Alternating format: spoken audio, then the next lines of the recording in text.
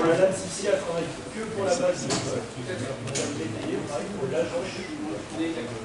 Vous m'avez fait le point, donc on s'est rencontrés.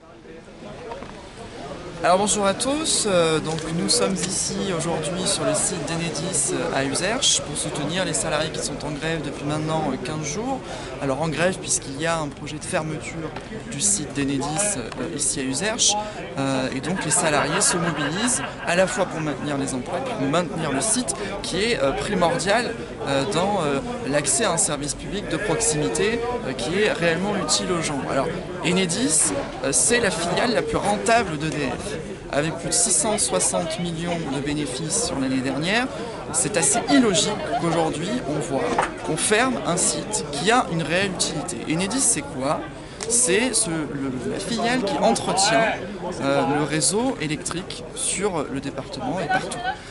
Qui entretient, qui fait le raccordement, qui a donc une réelle utilité. Et à mesure que les changements climatiques se passent, on voit tout l'intérêt d'avoir une entreprise publique comme Enedis pour justement, il y a encore très peu de temps, face aux aléas climatiques, qu'on puisse avoir des intervenants en proximité.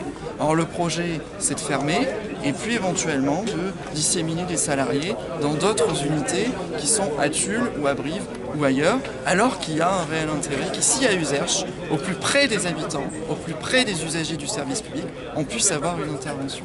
Alors le Parti communiste français en Corrèze soutient les salariés qui sont en grève dans leurs revendications et annonce, souhaite, revendique que ce projet de fermeture soit stoppé et qu'on garde ce service public essentiel pour les usagers.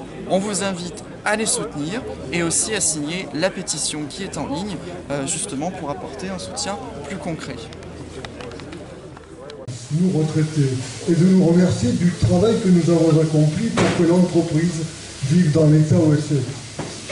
C'est très sympathique, mais au-delà de cela, j'ai envie de vous dire quand même qu'en tant que retraité, je suis un inactif, mais un actif, toujours très actif, pour la défense de ce bien commun qui est le service public.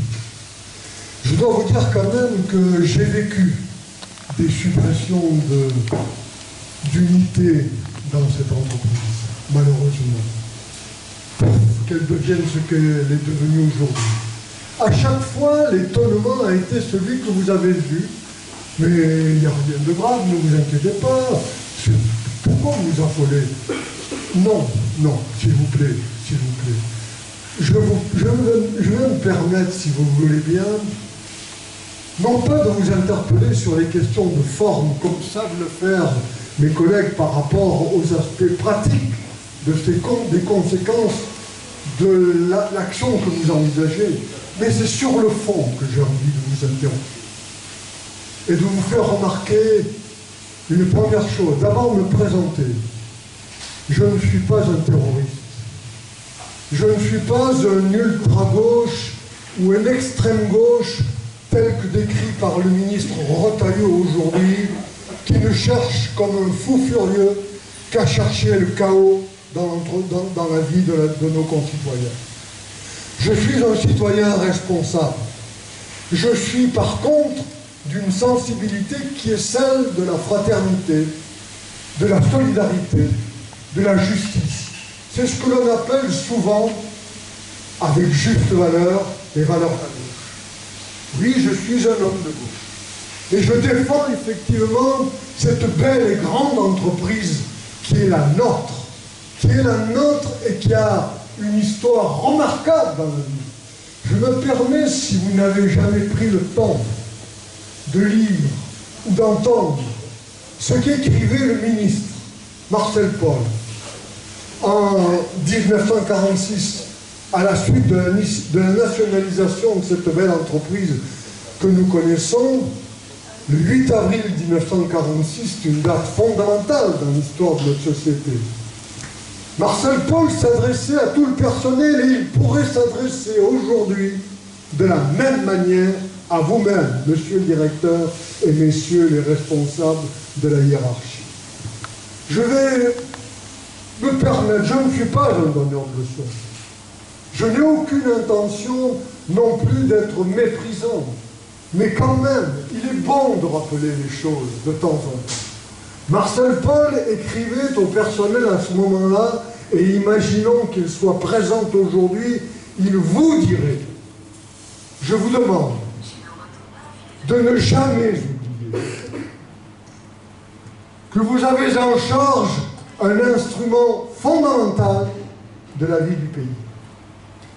Votre dignité, disait-il, comme l'intérêt national, vous font un devoir impérieux de continuer à défendre, sans jamais défaillir, le service public, propriété de la nation, contre, parce qu'il s'agit bien de cela, sur le fond, contre les représentants du grand capital industriel et bancaire, dont le seul objectif est d'asservir encore plus le pays à leurs insatiables besoins de domination et de profit.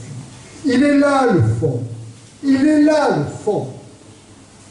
De continuer avec le même courage à défendre nos légitimes statuts nationaux dont vous bénéficiez et dont il a permis à vous-même, messieurs, de vivre la vie qui est la vôtre dans un contexte social que beaucoup de citoyens aimeraient connaître par la richesse de ce qu'a été le statut national.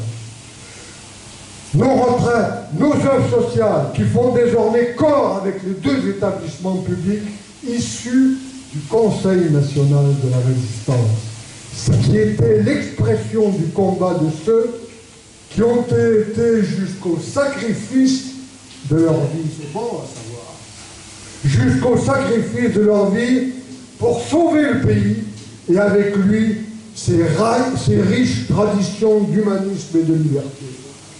Je viens de vous lire ceci, non pas pour encore une fois être un donneur de leçons, mais je crois que le fond de ce qui vient d'être écrit par, ce qui a été écrit par Marcel Paul est fondamental par rapport à la question que nous sommes en train de vivre aujourd'hui. Oui, il faut que vous renonciez à ce projet sordide, parce que vous, en plus, Marcel Paul n'aurait pas sans doute imaginé que de l'intérieur de l'entreprise, des hommes ou des femmes contribuent à détruire cette richesse que nous avions construite pour l'intérêt national. Donc je vous supplie en quelque sorte, mais avec force et avec détermination, parce que tous les hommes et les femmes qui sont ici, et les élus qui sont ici et qui nous soutiennent, ont un mot d'ordre: le service public de la nation, la défense de l'intérêt général, c'est notre priorité. Et on ne cédera en rien à cela. Et on vous demande aujourd'hui de nous dire très clairement, très franchement, oui, on renoncera à ce projet sordide qui est celui de supprimer l'unité d'exploitation à Uzerche. Tout comme on vous demande également de poursuivre le maintien du développement économique de cette entreprise. Cette entreprise qui a fait la grandeur de notre pays dans tout le monde entier, sur le plan technique, sur le plan économique, sur le plan social. S'il vous plaît, ne touchez à rien à ce bijou qui est celui du service public de l'électricité et du gaz. Voilà ce que je voulais dire. Je sais combien Uzerche a pu se développer grâce à cette proximité qu'il y avait avec les agents d'EDF qui étaient présents. Tout ce qui s'est fait sur Uzerche, la nouvelle zone des pâtureaux, les installations de certaines usines, ça a pu se faire rapidement, parce qu'il y avait souvent, vous savez bien, les entrepreneurs, hein, quand ils arrivent, ils ont décidé d'arriver, s'il n'y a pas l'électricité, s'il n'y a pas la route, s'il n'y a pas l'eau, s'il n'y a pas, peut-être pas. Et je sais que c'est grâce à la proximité des agents qui avaient sur Uzerche et à la connaissance du terrain qu'a pu se faire rapidement certaines choses. Si on n'avait pas eu ces gens, je pense qu'on aurait perdu certains services. Voilà. Nous, on se bat tous les jours pour maintenir nos services publics, on sait que c'est essentiel pour la vie de nos petites villes et de nos petits villages. Hein, Uzerche, on a la chance d'être idéalement situé au carrefour d'autoroute. Je pense qu'aussi il faut réfléchir à ça sur ce poste qui est ici, qui a aussi cet intérêt-là, qui est à proximité de partout, puisque l'autoroute est là et après on est rapidement sur Limoges, on est rapidement sur Brive, on est rapidement sur Tulle. Voilà. Nous, ce qu'on veut, c'est que ce site reste et pourquoi pas se développe aussi, voilà, à réfléchir aussi dans vos réflexions, que lui donner une autre fonction aussi essentielle. Voilà. Moi, je trouve que les gens j'ai trouvé des gens très mobilisés, mais très conscients aussi des problématiques de chacun. Voilà. Moi, je suis content et je trouve que c'est intéressant tout ce qui se font et que chacun, en toute conscience, saura aussi doser les choses et faire en sorte que ce site continue à vivre. Parce que moi, je ne vois pas comment on pourrait se passer de ce site aujourd'hui avec les élus. Et alors, je parle pour ma commune, mais le territoire il est relativement vaste. Et quand on va sur Crimiac-Chambray, là, les problématiques deviennent encore plus compliquées. Parce que bon, il n'y a pas que... tous les services publics sont en danger, sont très fragiles. Voilà. Nous, c'est un combat de tous les jours. Nos citoyens, c'est ce qu'ils nous demandent aujourd'hui. C'est surtout de ne pas les laisser pour compte. Et plus on s'éloigne des grands centres, plus malheureusement, c'est à nous sur le terrain de trouver des solutions et c'est pas toujours simple. Voilà. Mais encore merci d'être venu parce que c'est une bonne démonstration que vous êtes aussi en proximité avec les agents et ça c'est important. C'est difficile de passer après Daniel, mais on parle le même langage avec Daniel puisque nous sommes tous les deux issus d'une organisation politique dont est issu Marcel Paul qu'on a évoqué tout à l'heure. Et si je prends la parole aujourd'hui en tant que responsable politique, mais c'est aussi parce que je prends la parole en tant que citoyen et usager du service public. Vous parliez de clients tout à l'heure, moi je parle d'usager du service public. On a beaucoup parlé de service public ce matin. Et vous arrivez ici avec une unanimité, avec des arguments, et votre discours aujourd'hui ne rassure personne.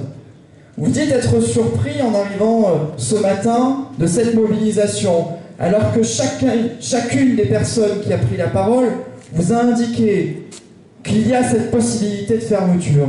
Et vous avez une chose à faire aujourd'hui.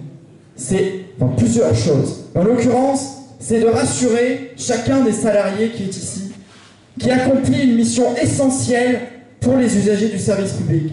Vous ne fermerez pas l'unité d'Uzerche. C'est ce qu'il faut dire aux gens ici. Alors que vous ne puissiez pas vous engager jusqu'à Mathusalem, c'est une évidence. Mais il y a des choses que les gens qui sont ici doivent entendre. C'est leur vie dont on parle. C'est leur travail. C'est leur dire à chacun votre engagement en tant que directeur, en tant que responsable, de dire non, nous ne fermerons pas l'unité d'Uzerche. Parce que vous avez dit, et ce n'est que du discours jusqu'à présent, que vous étiez attaché au service public de proximité. Et quand on prend un peu de recul et qu'on regarde les arguments qui ont été annoncés, en tout cas énoncés sur les raisons qui pousseraient à la fermeture de ce site, moi, d'extérieur et en tant qu'usager du service public, je ne comprends pas. On a une entreprise publique qui fait 660 millions de bénéfices. La camarade l'a rappelé tout à l'heure. Ici, on est sur 70 000 €. Des clopinettes, et on va fermer. Mettre des salariés ailleurs. Fermer son service public de proximité. Pourquoi? Pour quelles raisons? Quelles sont les raisons qui sont derrière? Est-ce que vous avez un souci de rentabilité? Mais on peut même discuter de cette question de la rentabilité, c'est un service public. Est-ce que vous avez des difficultés de gestion? Est-ce que Uzerche doit être la variable d'ajustement d'Enedis, ici en Corrèze, de mauvaise gestion ailleurs? Je ne sais pas. Donnez-nous une raison valable pour que ce site ferme. Ou sinon, s'il n'y en a pas, vous ne fermez pas. C'est aussi simple que ça. Parce qu'on parle de la vie des gens. On parle du service public de proximité. Et ça a été rappelé tout à l'heure, On arrive à des temps, et on le constate ici en Corrèze de plus en plus, où l'impact du changement climatique doit amener parler de modernité. Mais la modernité, ça dépend de quelle position on se trouve. Mais pour moi, la modernité, c'est quand on est en phase avec le monde tel que l'on vit aujourd'hui, avec des changements climatiques, des catastrophes qui arrivent, qu'on puisse avoir, non pas juste le maintien du site d'Uzerche, mais le déploiement d'autres sites. L'amélioration de la qualité passe aussi par de plus en plus de salariés, de plus en plus de proximité, parce qu'on le voit, les usagers en ont besoin. Alors, juste pour réaffirmer à nouveau ici, le Parti communiste français, dont je suis le représentant départemental, soutient cette grève. Elle la soutiendra jusqu'au bout. Ne lâchez rien les camarades. Et je vous le dis, si eux ne le disent pas, le site d'Uzerche ne fermera pas parce que nous serons à vos côtés. Voilà. Alors,